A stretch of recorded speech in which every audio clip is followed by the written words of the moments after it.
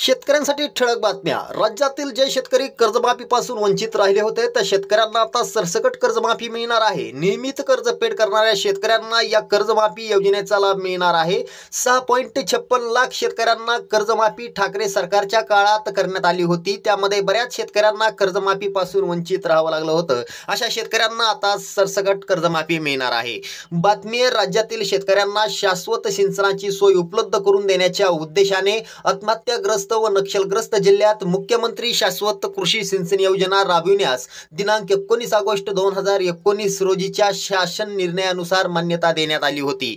बातमी निघते, भाजप आता भ्रष्ट जनता पक्ष असून ज्या नेत्यांवर भाजपने भ्रष्टाचाराचे आरोप केले त्या सगळ्यांना पक्षात घेतलं आहे। त्यांना वॉशिंग मशीन मध्ये धुवून स्वच्छ केलं आहे। भ्रष्टांनी खचून भरलेला हा पक्ष केंद्रात सत्ता कसा चालवू शकतो असा हल्लाबोल शिवसेनेचे ठाकरे गटाचे पक्षप्रमुख उद्धव ठाकरे यांनी केला।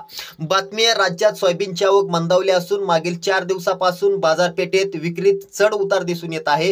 होळीनंतर ही आवक काही प्रमाणात वाढली होती। शनिवार रविवार पुन्हा सोयाबीनची आवक घटल्याचं दिसून आलं।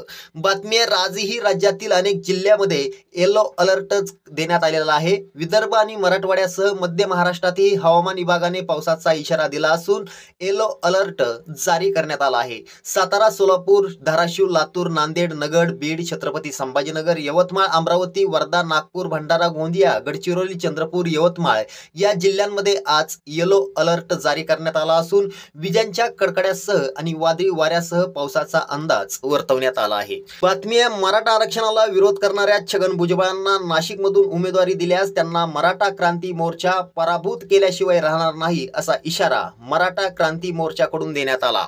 बातमी आहे, वाढत्या वीज बिलाच्या बोजापासून लोकांना दिलासा देण्यासाठी आणि स्वच्छ ऊर्जेला प्रोत्साहन देण्यासाठी केंद्र सरकारनं पंतप्रधान सूर्य घर योजना सुरू केलेली आहे। या योजनेअंतर्गत देशातील 1 कोटी कुटुंबांना महिन्याला 300 युनिट पर्यंत वीज मोफत पुरवण्याचा सरकारचा मानस आहे। बातमी निघते, मनसेने भाजप आणि शिवसेनेच्या चिन्हावर निवडणूक लढवावी यासाठी एकनाथ शिंदे आग्रही असल्याची माहिती आहे। त्याच वेळी मनसेने मात्र त्याला नकार दिल्याचं समजतंय। बातमी आहे, 2022 खरीप हंगामातील पीक विम्याची रक्कम मिळवण्यासाठी धाराशिव जिल्ह्यातील 54,727 शेतकऱ्यांना 2 वर्षाची प्रतीक्षा करावी लागली।